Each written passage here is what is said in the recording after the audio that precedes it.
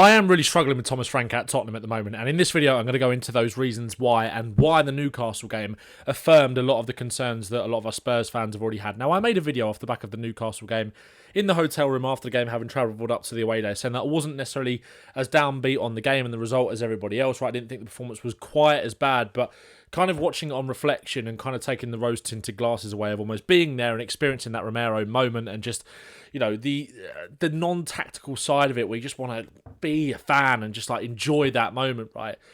There are still big issues. And to be fair, I did say that in that video as well. If you haven't watched it, do go and watch it. But I'm going to also break down the Newcastle game a little bit in this game and talk about the bigger picture and go through the issues that I'm currently having, including Frank's lack of identity, his inability to establish a style leading to a lack of buy-in from the players, the problems with the build-up as we'll kind of focus on. 0 shots on target in 4 games in a row now, misprofiling of certain players.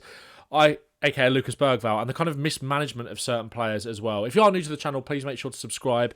Make sure to like the video too. There's going to be a Brentford preview out tomorrow. Also, I'm currently uploading, as we speak, a podcast for Only Tottenham where I spoke to Mike Johnston of the Ealing Road podcast to get a Brentford fan's perspective on everything that's going wrong with Tottenham and whether there is cause for hope based on what happened at Brentford and all those things. It's a really good listen, I think, regardless of what sort of end of the spectrum you sit on with Thomas Frank.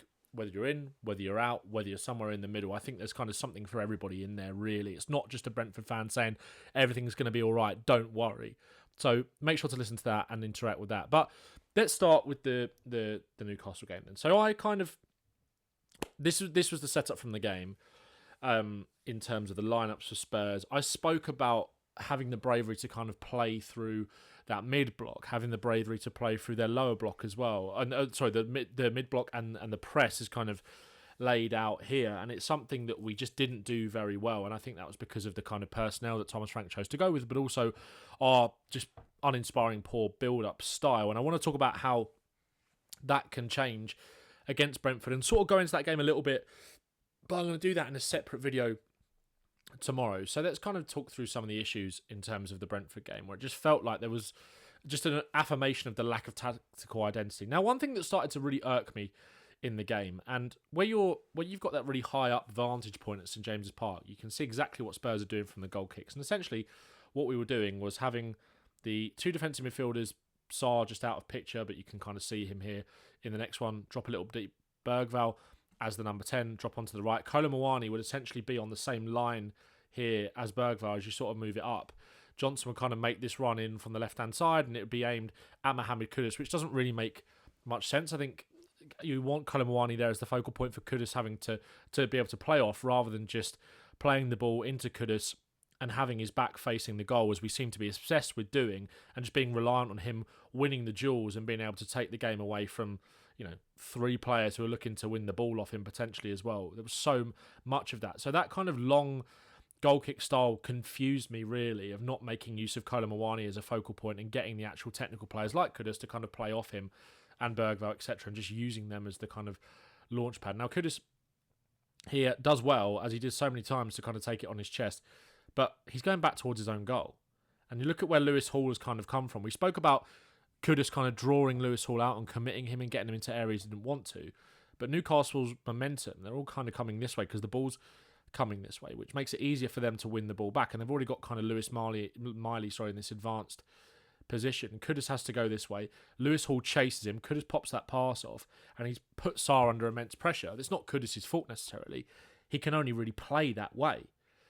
And obviously Lewis Hall, as he does, commits. This is what Eddie Howe wants them to do. There is a risk to it as well, but he ends up winning the ball back. And all of a sudden, Newcastle have got runners, Voltemada, Lewis Hall, Jacob Murphy, sprinting forward into that attack. And Spurs have just relinquished the ball and just put themselves under so much pressure unnecessarily. Newcastle, as I said in the game, in terms of their pressing metrics, they've kind of forced more long balls than anybody. So far in the Premier League this season, they've won the ball back in that aspect more times, having the ball just into their own half, usually from a more pressing standpoint rather than just the goal kicks. But we just invite so much pressure on ourselves in these kind of situations, and Hall gets the shot off.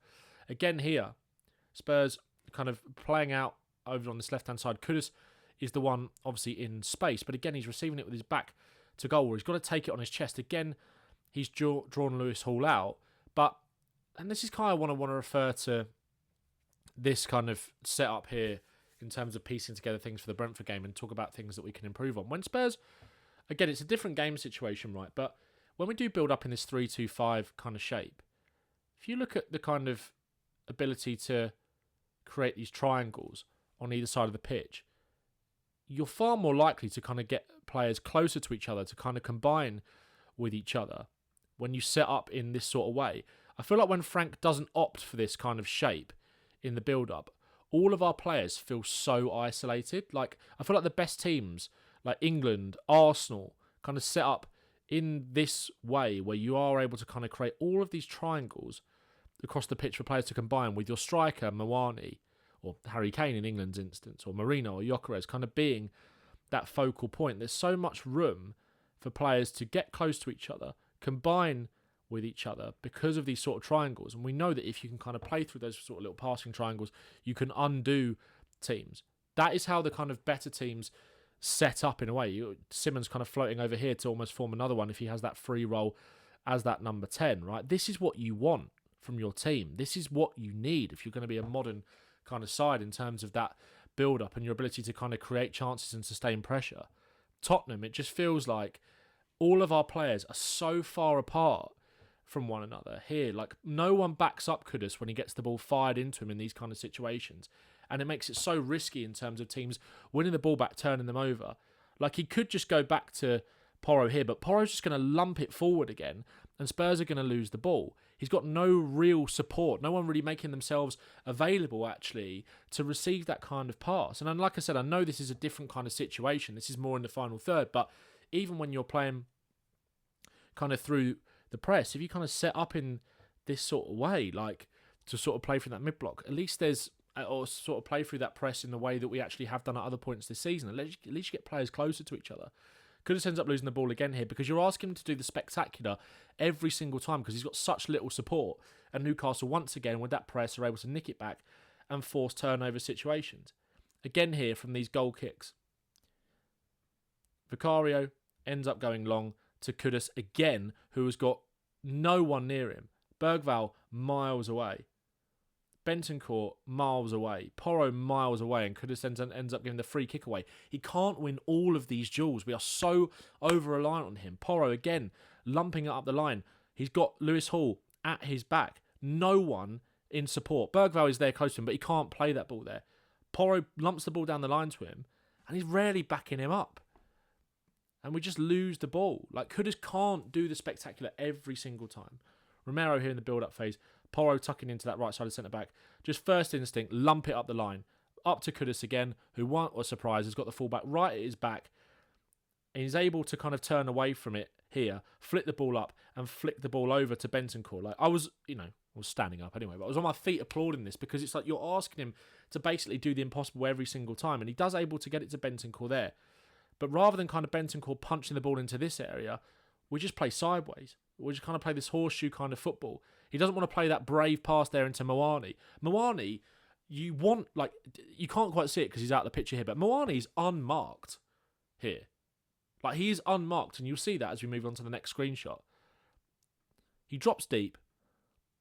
Why do you not play that pass into him there? There is no excuse. When Mawani is such a good runner from deep as well, like carrying the ball, it feels like we rarely actually see that quality in him because our players just every single time, and I think this is why he likes Sarr and Bentancur, really, because they're just safe. They're a safe pair of hands in that midfield. And I'll come on to the misprofiling of players in a minute, right? I just think it's criminal that he doesn't play that pass in there. Now, Sarr's got the ball. He moves it sideways to Danso. And then what do? We come back inside into Bentancur. And him and Sarr just kind of play it between each other here. No one really looking to kind of be a bit braver and break a line or kind of pick the ball up in this kind of area, turn out of it and drive. And look, of course you've got that mid-block of Newcastle, right? But if you kind of drive at them, commit them, there are players kind of on this last line that you can try and feed the ball into. Johnson, Udogie have kind of picked up these positions. Can you just be a bit braver there, Bentancur? Take the ball on the half turn and play it quickly to find this sort of gap. It's a closed sort of space, but like there's no desire to even do that, right? When you have got players on the last line. And just play it between themselves. Sarr goes back to Romero. into Porro, and then Spurs just aimlessly lump it long and nothing comes of it. Again, Romero here. You can see him kind of orchestrating it all the time, asking for players to show for the ball. He sort of pauses on it, draws, let me just get this up, draws kind of these guys in to press, right? And this is kind of what I spoke about. We're trying to be brave and play through that mid-block, which is why I just think you need someone like a Bergvall in here and a Simmons in here. And I'll come on to that a bit more shortly, right? But Romero plays that ball into Bentancur. He's under pressure. I just think if it's Bergvall, who's out here on this sort of right flank in the number 10 position, if it's Bergvall in here, Bergvall, right? So if you look at Bentancur, one thing Bergvall has always done that has always really attracted me to him as a player, right? And I think it's a trait that the best midfield players have, is scanning, right? Bentancur is literally only looking this way. His head should be on a swivel at all times. If you look at Bergvall, he's constantly looking around. Where can I make the angle? Who have I got around me? What can I do in this sort of situation? Bentancur is literally only looking that way, which means that he's going to play the way that he's facing every single time, when actually this isn't that bad a position for Spurs to build up from. Again, Spurs actually taken some of the principles that have worked quite well for them in certain games, like this three, if I just do the lines rather than the path, this 3-2.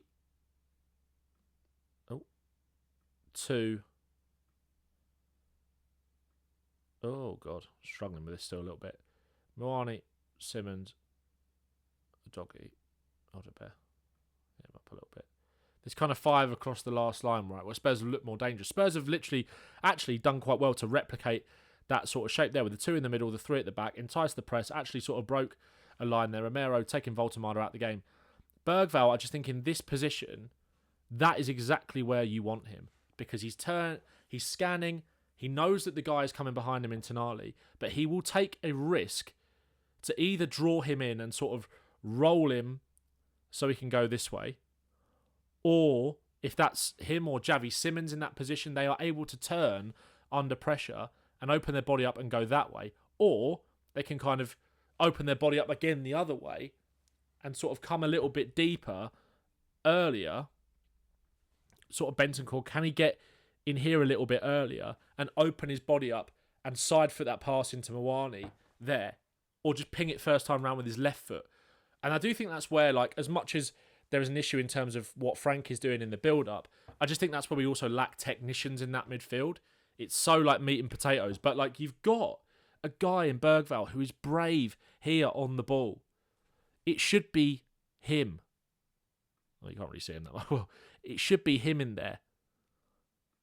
Because I think him and Simmons can develop a good understanding of each other, where Bergvall can drop into that position and Simmons can pick up the 10. Or Simmons can pick up that position and Bergvall can operate a little bit further forward, which isn't where I like him as much. But they are technicians. You need technicians in these kind of positions, because you've actually worked quite a decent situation here, but you haven't got the personnel to actually be able to play through that Newcastle press, when actually they've left themselves quite exposed. And Bentancur takes it, tries to turn, and actually, to be fair to him, in that instance, he does turn away and try to break the line.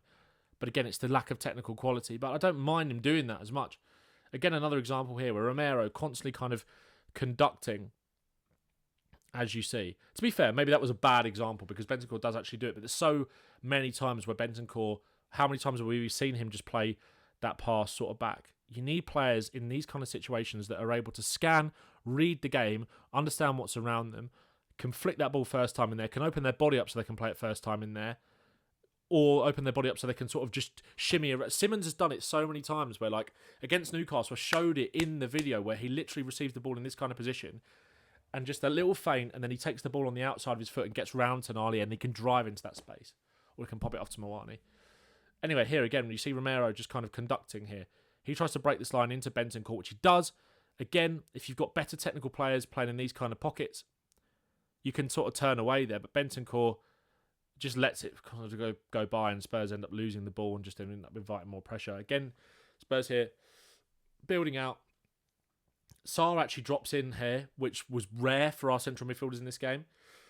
finally someone kind of having the understanding to do it. Romero is then able to play that long ball over the top. And I don't mind Spurs going direct at times, right, if the opportunity is there to do it. And I understand why he did play Johnson in this game. But that's kind of one thing I come back to in terms of mismanagement of certain players. There are players, it feels like maybe with Tell and Oderbell, and they come on and make impacts in games, or start from the games from the start where they're not necessarily being rewarded for their good performances. Johnson doesn't play in God knows how long and then just comes in straight away in from the cold with the start at Newcastle.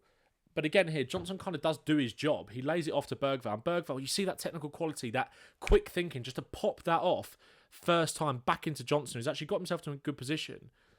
But here, look how good a position that is to shoot.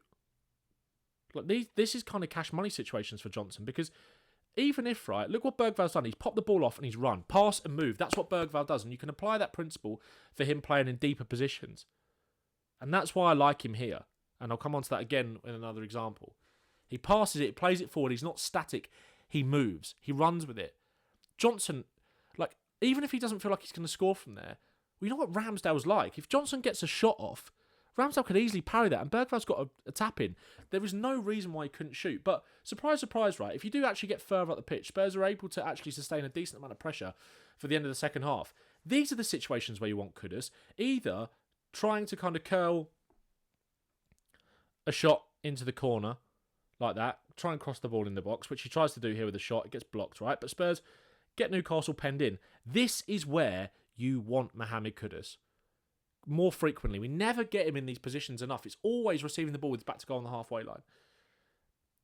Comes to here, and he had Hall on toast. You see, he goes that way, gets past him, and again Bergvall in the box. Kudus, good cross. Bergvall a little back flick, and that was our best chance of the first half.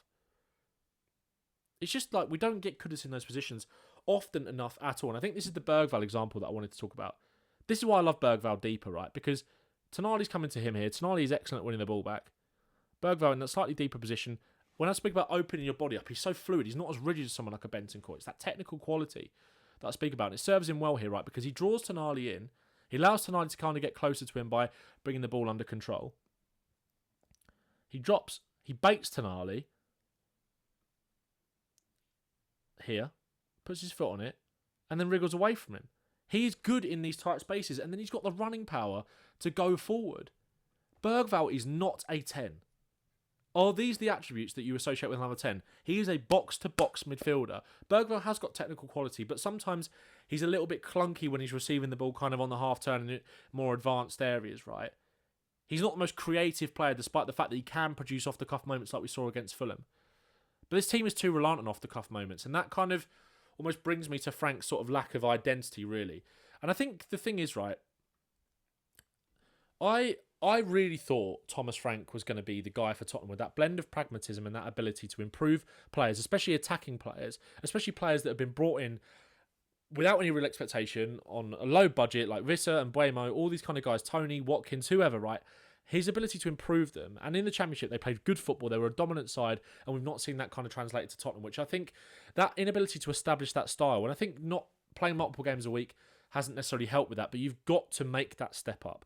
And I think one thing that Pochettino did, and one thing that Postecoglou did, you know, fairly unproven managers at this level, right? Poch had a decent time at Southampton, and had a decent time anywhere else but the Premier League, right? He's always kind of won where he went.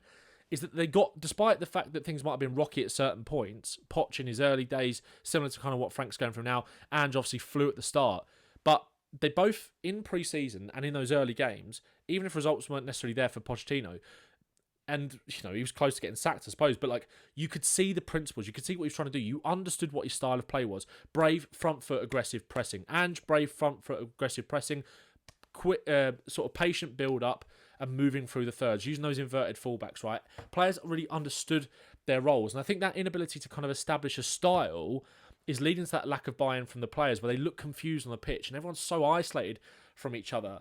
And that's why I think maybe you see these incidents with Van der Ven and Spence where they don't feel that connection with the manager necessarily, and all these kind of things. They don't feel like a united front, because I feel like players want to buy into something. People see these guys as robots that just pick up their money and, you know, they play football because they're great at it and it's just a job. But players want to be coached. They want to feel part of something. That's why, like, even though I thought it was the right decision to let Ange go, you saw all these kind of players coming out after being kind of talking about the fact they didn't want him to go, upset about it because they felt they were part of something. And I think that stems from a lack of tactical identity. And I think it was something that I probably, to be fair, almost glossed over a little bit too much in the summer. Look, we saw Frank have his tactical identity at Brentford was like, do what you can do to survive. But then he did build on that in the final season, and that's something that me and Mike spoke about in the podcast earlier on tonight. Is that you did see a sort of scaled up version where they were more fluid in possession and they were more aggressive at home and they became more dominant of the teams that were worse than them. And that's something that actually changed in that last season at Brentford. They kind of went from being able to get results against all the top teams and making the G-Tech a really difficult place to go for those top sides to actually that sort of flipping a little bit and being far more dominant against the teams that were worse than them. And that's something that Frank is really struggling with right now. So we haven't really seen that style of play translated from that last season at Brentford. We haven't seen any of the style of play translated from his first season, or his first few seasons at Brentford in the Championship, where they were playing really good, attacking, free-flowing football that kind of made me excited for Frank to come in here. But the more I think about it, and the more time he spent at Brentford kind of trying to keep them up in the Premier League in those early years before he then made that step up in that final season to play better football, is that his tactical identity is just wrapped up in making Brentford survive. And that's where the pragmatism that I thought would actually be beneficial for Spurs, I think has actually hurt us and hasn't allowed us to be the dominant aggressor in these games like we actually did see with Brentford in that last season and in their time in the Championship, because the bulk of it in the Prem was about survival. I just don't really understand why he's not translated the more dominant side across when he's actually got the players to be able to do it. It's not the best squad in the world. Brentford had arguably the best squad and the most talented squad in the Championship when Frank was pushing them towards promotion. I'm not saying Spurs have got that in the Premier League now, but he should be getting a lot more out of these guys than he is. And I just think, his tactical identity was so wrapped up in Brentford that we're struggling to see him imprint that on the players because it was so aligned with the needs and the desires of the club to be able to stay in the Premier League. Whereas at Tottenham, it's not about that. We need to play football with style, with flourish and all these kind of things as well as get results. And I think the lack of time on the training ground, because of obviously the fact that we're playing multiple games a week, has contributed to that. But I think that is leading to a little bit of a lack of buy-in from the players and a little bit of confusion about kind of what their roles are. We feel really sort of rudderless and like we don't have an identity at the moment, which is kind of leading to our inability to create chances. That's the fourth game in a row where we've had no shots on target in the first half, only 2 shots on target in the whole game against Newcastle. And I feel like when you look at Brentford at the start, when he struggled, when he lost 8 out of the first 10 games or whatever, the underlying metrics were really good and that's why they stuck with him. Frank isn't giving us a reason to believe right now. Our underlying metrics are so poor. We're 18th in the Premier League for XG, with the biggest XG over performance, which is not sustainable. It's really, really not. And we just don't play through the middle of the pitch at all.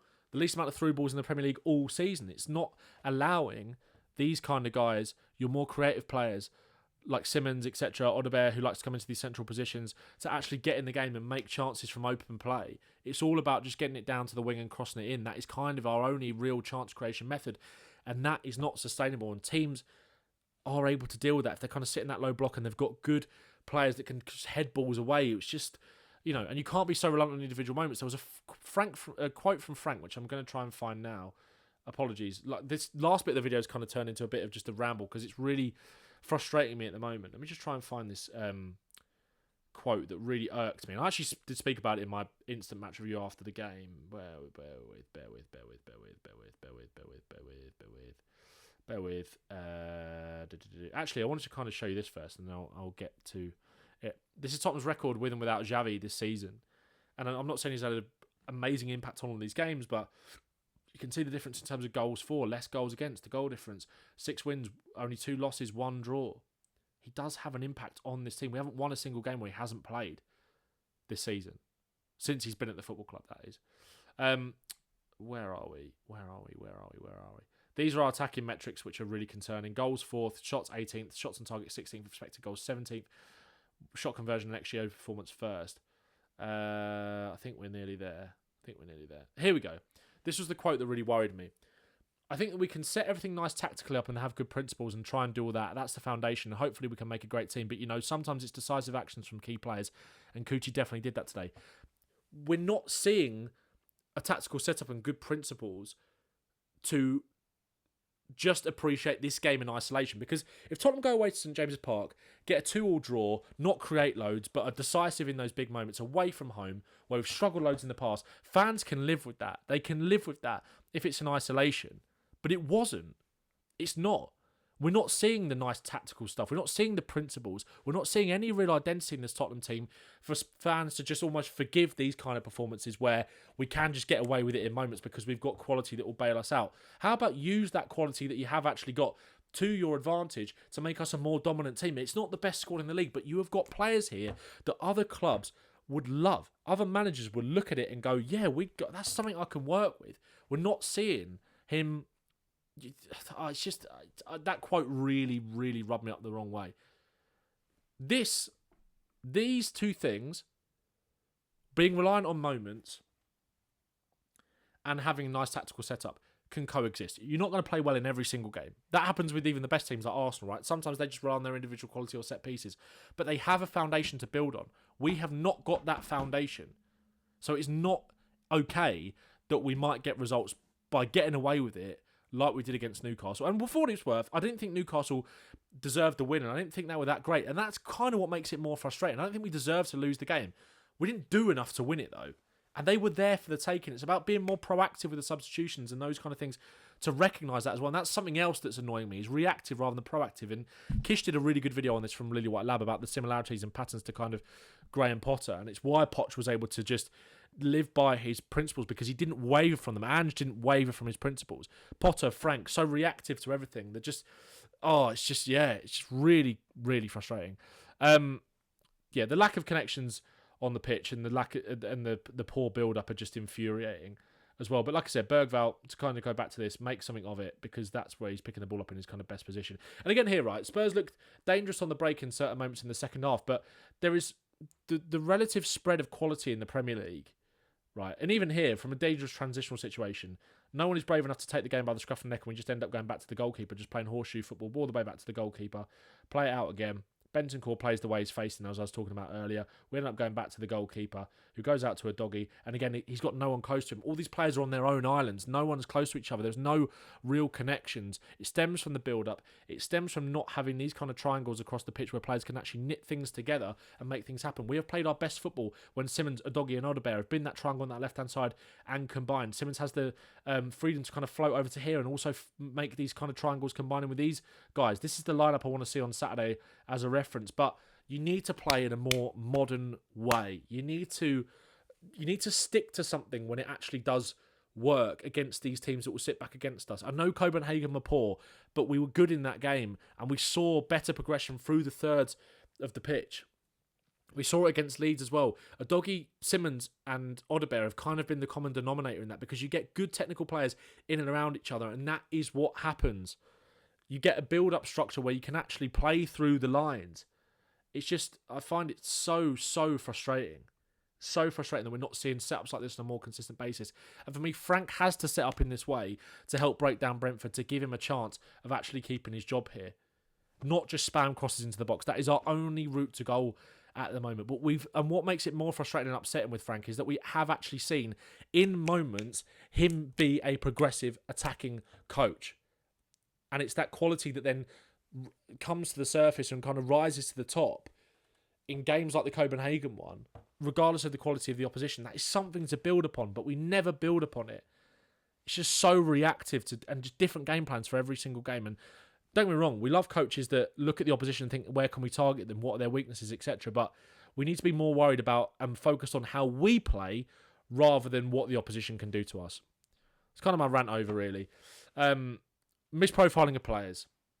Management of certain players. The lack of time for Javi Simmons to adapt. The lack of game time for him to adapt. Frank's lack of identity. The inability to establish a style leading to lack of buy-in from the players. 0 shots on target in 4 games in a row in the first half. Problems with the build-up. Lack of connections on the pitch. Those are all my main issues for why I'm really struggling to see how Frank turns it in the round at the moment. I really hope I'm wrong, right? I really hope we can see something a bit more kind of polished and more put together. I'd rather lose on Saturday and pepper Kelleher with shots and it just not be our day. At least that is something to get behind. We haven't got anything to get behind at the moment. But hopefully that can change. I hope it does, and I hope Frank can turn this around, but I just don't see that at the moment. Let me know what you think of the video in the comments. Let me know what your thoughts are and your opinions are on it. I'd be interested to see what you guys think because I'm really struggling at the moment. Nice one up the Spurs. Make sure to like and subscribe.